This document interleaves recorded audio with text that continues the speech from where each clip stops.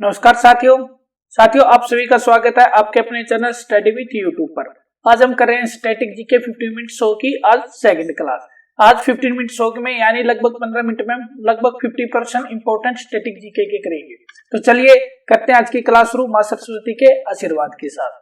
तो देखिए आज की क्लास का पहला क्वेश्चन स्क्रीन पे दिखाई दे रहा है, बोल रहा है कि भाषाई आधार पर गठित भारत का पहला राज्य कौन सा था। तो आपको पता होना चाहिए कि जो भाषा के आधार पर राज्य बने थे उनमें सबसे पहला राज्य कौन सा बना था, तो वो बना था आंध्र प्रदेश। और आपको यह भी पता होना चाहिए कि आंध्र प्रदेश बना कब था। ये भाषाई आधार पर बना था, ये कब बना था, 1 अक्टूबर 1953 को। ये आपको याद रखना, 1 अक्टूबर 1953 को बना था। और भाषा पूछ ले कि वो भाषा कौन सी थी, तो भाषा किस भाषा के आधार पर बना था, ये बना था तेलुगु भाषा के आधार पर। आगे इंपॉर्टेंट बनता है कि इसकी राजधानी क्या है। भारत का एकमात्र ऐसा राज्य जिसकी 3 राजधानियां, वो क्या है, आंध्र प्रदेश। तो आंध्र प्रदेश की 3 राजधानियां कौन कौन सी हैं, एक हो जाएगी अमरावती, एक हो जाएगी इसकी अमरावती, दूसरी हो जाएगी इसकी कुन्नूर और तीसरी हो जाएगी इसकी विशाखापट्टनम। तो ये आपको याद रखना, ये आंध्र प्रदेश की 3 राजधानियां। और आपको कमेंट में साथियों ये बताना अमरावती किस देश की तर्ज पर बसाया जा रहा है। आगे देखिए अगला क्वेश्चन है, राष्ट्रीय गोवर्धन योजना की शुरुआत किस प्रदेश से हुई है। तो ये बताना जो राष्ट्रीय गोवर्धन योजना इसकी शुरुआत किस राज्य से हुई। तो देखिए आपको ऑप्शन में दिख रहा है गुजरात, महाराष्ट्र, हरियाणा, तेलंगाना। तो इसका राइट आंसर क्या हो जाएगा साथियों, तो इसका राइट आंसर हो जाएगा आपका हरियाणा। कहां से हुई थी इसकी शुरुआत, तो हरियाणा से। और कब हुई थी, अगर डेट पूछ ले तो कब हुई थी, 30 अप्रैल 2018। अगर जगह पूछ ले हरियाणा की कौन सी जगह थी, तो क्या जाएगा, करनाल। क्या जाएगा, करनाल। आगे देखिए अगला क्वेश्चन क्या है कि लोग वॉक टू फ्रीडम पुस्तक के लेखक कौन है। लोग वॉक टू फ्रीडम इसके लेखक कौन है, तो इसके कौन हो जाएंगे, नेल्सन मंडेला से इंपॉर्टेंट क्वेश्चन और भी बनते हैं, वो देखिए साथियों क्या क्या बनते हैं। तो नेल्सन मंडेला को ऐसे सबसे इंपॉर्टेंट क्वेश्चन बनता है कि बताइए नेल्सन मंडेला साउथ अफ्रीका के राष्ट्रपति कब बने थे। तो ये राष्ट्रपति कब बने थे साथियों, ये आपको याद रखना 1994 में बने थे। और इनका कार्यकाल कब तक था, 1994 से 1999 तक। अगला आपको याद रखना नेल्सन मंडेला को भारत रत्न कब मिला था। वेरी इंपॉर्टेंट क्वेश्चन बनता है कि नेल्सन मंडेला को भारत रत्न कब मिला था। तो ये मिला था 1990 में। देखिए और नेल्सन मंडेला दूसरे विदेशी व्यक्ति थे जिसे भारत रत्न दिया गया था। तो पहला पूछ ले, पहला विदेशी कौन था जिसे भारत रत्न मिला। तो याद रखना वो कौन हो जाएगा, पाकिस्तान के कौन हो जाएंगे, खान अब्दुल गफ्फार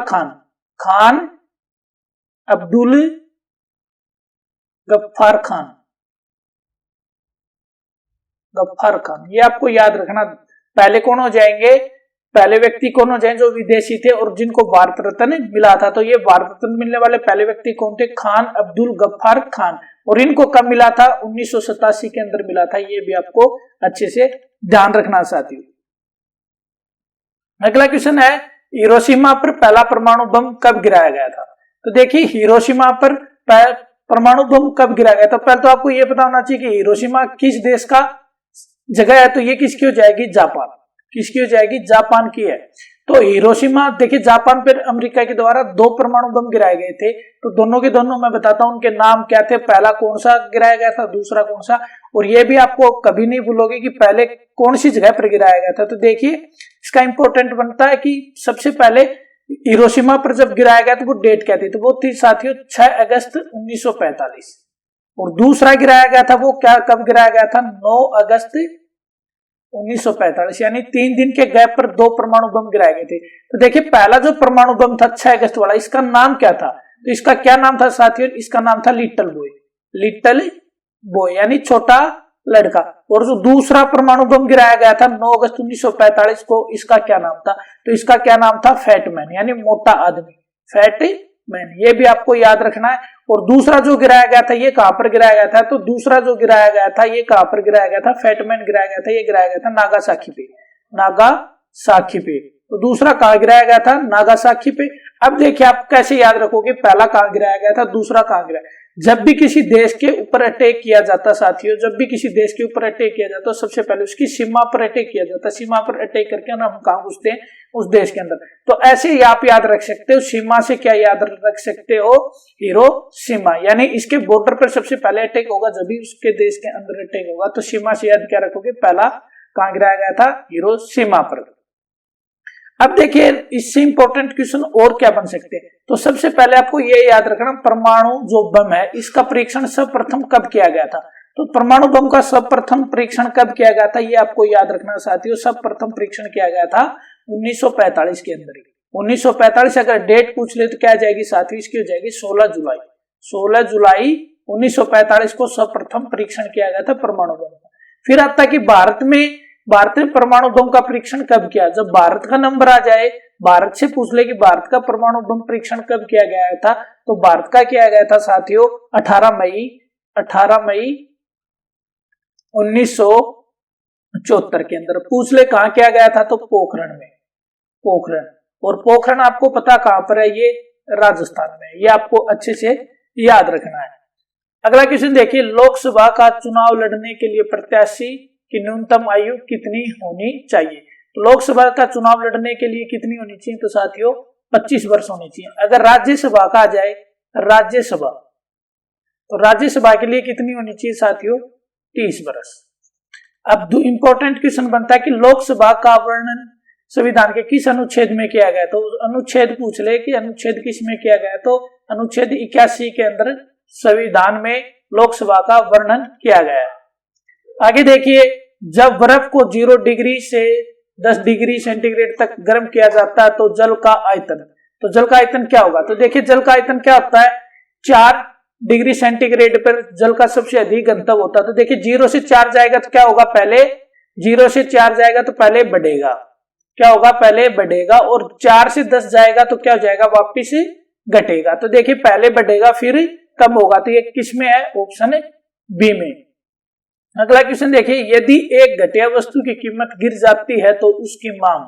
तो देखिए कोई भी घटिया वस्तु है, अगर उसकी कीमत गिरेगी तो वो वस्तु भी क्या हो जाएगी, उसकी मांग भी क्या हो जाएगी, गिर जाएगी। तो ये ऑप्शन बी में आ जाएगा अपना।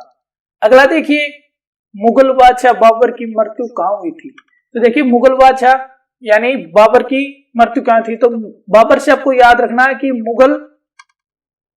मुगल वंश की नींव भी भारत में किसने रखी थी, बाबर ने। और इसकी मृत्यु कहाँ हुई थी साथियों, तो इसकी हुई थी आगरा में। बाबर की मृत्यु कब हुई थी साथियों, 1530 में। कब हुई थी, 1530 में। अब देखिए बाबर से इंपॉर्टेंट क्वेश्चन क्या बनते हैं। तो बाबर से इंपॉर्टेंट बनते हैं कि बताइए बाबर ने कुल भारत पर कितने आक्रमण किए थे। तो कितने किए थे, 5 आक्रमण हो जाएंगे। कितने आक्रमण किए थे भारत पर, 5 किए थे। बाबर का जो पहला आक्रमण होगा वो कब होगा, तो ये याद रखना 1519 में। तो 1519 में इसने पहला आक्रमण किया था। ये कहाँ किया था, बाजौर में। कहाँ किया था, बाजौर में। और बाजौर कहाँ पर है साथियों, पंजाब में। ये भी आपको अच्छे से याद रखना कि बाजौर कहाँ पर है, पंजाब में। अब देखिए इसके जो 5 आक्रमण है बाबर ने कब कब किए थे, तो कब कब हो जाएंगे, 1519 में, 1526 में, 1527 में, 1528 में और 1529 में। ये बाबर के क्या करते हैं, 5 आक्रमण हो जाते हैं। जो पहला इंपॉर्टेंट है कि बताइए बाबर ने पहला आक्रमण कब किया था, तो कब किया था, 1519 में। और ये 26 है, ये पानीपत की लड़ाई वाला। इसकी मैं आपको एक ट्रिक भी बता देता हूं, क्या हो जाएगा, पानी पिया खाना खाया चल दिया घर। देखिए पानी पिया से क्या जाएगा, पानीपत की लड़ाई। खाना से क्या जाएगा, खानवा का युद्ध। चल से क्या जाएगा, चंदेरी का युद्ध। घर से क्या जाएगा, घाघरा का युद्ध। अब देखिए सबसे इंपॉर्टेंट क्वेश्चन और क्या है, एकमात्र मुगल बादशाह को न बाबर है जिसको 2 जगह पर दफनाया गया है। तो ये भी आपको याद रखना, बाबर को कहां कहां दफनाया गया है, एक तो आगरा में, दूसरा कहां पर, काबुल में। अगला क्वेश्चन देखिए, बाबरनामा किसने लिखी थी। बहुत बार क्वेश्चन पूछा गया कि बताइए बाबरनामा किसने लिखी थी। तो बाबरनामा किसने लिखी थी, खुद बाबर ने लिखी थी। अपनी जीवन का आत्मकथा ये किसने लिखी थी, बाबर ने खुद लिखी थी। ये भी आपको याद रखना। अब देखिए ये जो बाबरनामा थी किस भाषा में थी, ये तुर्की भाषा में लिखी गई थी भाई। ये किस में लिखी गई थी, तुर्की में। अब तुर्की से ही इसका अनुवाद किया गया था फारसी में। तो फारसी में किसने किया था, तो इसका फारसी में अनुवाद करने वाला कौन था, अब्दुल रहीम खान खाना। तो कौन हो जाएगा, अब्दुल रहीम खान खाना। कौन हो जाएगा साथी इसका, अब्दुल रहीम खान खाना। अगला क्वेश्चन देखिए, जलियांवाला बाग हत्याकांड के समय भारत का वायसराय कौन था? तो देखिए जलियांवाला जो बाग हत्याकांड हुआ था ये कब हुआ था? 13 अप्रैल 1919 में। तो उस समय भारत का वायसराय कौन था? तो उस समय भारत का वायसराय कौन था? Lord Chelmsford. तो कौन हो जाएगा? लॉर्ड चैम्सफोर्ड हो जाएगा साथियों उस समय। अगला क्वेश्चन देखिए, क्या कि हॉकी की एक टीम में कितने खिलाड़ी होते हैं? हॉकी की एक टीम में कितने खिलाड़ी होते हैं? तो हॉकी की एक टीम में कितने खिलाड़ी होते हैं? 11 खिलाड़ी होते हैं, ये आपको याद रखना है। अगला क्वेश्चन है कि वर्तमान में कुशीनगर जहां पर महात्मा बुद्ध का निवारण की प्राप्ति हुई थी किस राज्य में स्थित है? तो ये बताना जो महात्मा बुद्ध वाला है तो इसका जो निवारण हुआ था ये कहां पर है? तो ये हो जाएगा साथियों उत्तर प्रदेश। कहां पर हो जाएगा? उत्तर प्रदेश में।